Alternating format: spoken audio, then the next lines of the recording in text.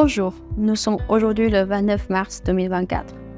Après le rebond en février, les marchés émergents continuent à progresser ce mois-ci.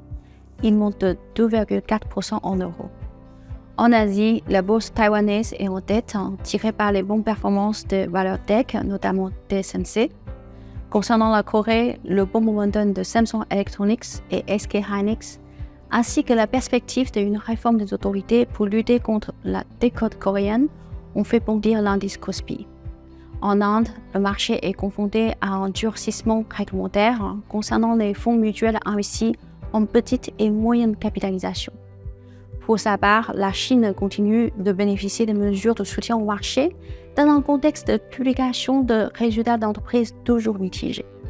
Sur le continent américain, le Brésil sous-performe, tandis que le Mexique est porté par le ralentissement de l'inflation et la baisse de taux. Au Moyen-Orient, l'Arabie saoudite est restée quasi stable et les Émirats ont subi une petite prise de bénéfices. La saison des résultats se poursuit en Chine. Quelles sont vos conclusions? Les résultats du quatrième trimestre sont toujours mitigés, ce qui a occasionné beaucoup de volatilité sur les cours boursiers. Il semble néanmoins en légère amélioration par rapport au troisième trimestre. En général, les entreprises de grande capitalisation boursière ont mieux tiré leur épingle de jeu. On observe notamment de bonnes surprises dans quelques secteurs, notamment celui de l'énergie ou celui de Internet ou de e-commerce. Pour sa part, Tencent enregistre plus de profits et double son programme d'achat d'actions à 13 milliards de dollars en 2024. Pinduoduo continue de consolider son marché domestique avec une forte croissance tout en développant son activité internationale avec moins de pertes d'exploitation. Ce mois-ci, vous vous êtes déplacé aux Émirats arabes unis. Quel est votre constat? Après le ralentissement économique en 2023, l'économie de Golfe devrait rebondir. Portée par la croissance du secteur non pétrolier, la région devient très attractive et attire de plus en plus les investissements pour plusieurs raisons. Tout d'abord, de grandes réformes ont été mises en œuvre par les pays dans l'objectif de promouvoir leur diversification économique et une croissance durable. Ils ont élaboré d'importants plans d'investissement dans les industries stratégiques, telles que les énergies renouvelables, la digitalisation, les services financiers et le tourisme. La région bénéficie en plus d'une main-d'œuvre très jeune et croissante. L'âge médian de la population se situant à seulement 32 ans.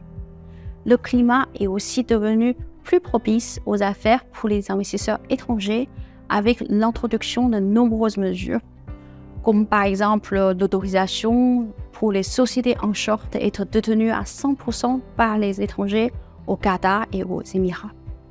Comment positionnez-vous les portefeuilles dans cet environnement?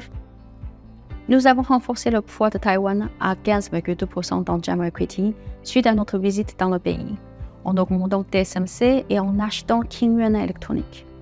L'exposition de la Chine a été ramenée à 26,5% contre 22,5% en début de l'année et 27,4% en février. Cependant, nous avons renforcé les équipementiers des fabricants de semi-conducteurs qui bénéficient d'une hausse de l'investissement afin de promouvoir les solutions domestiques.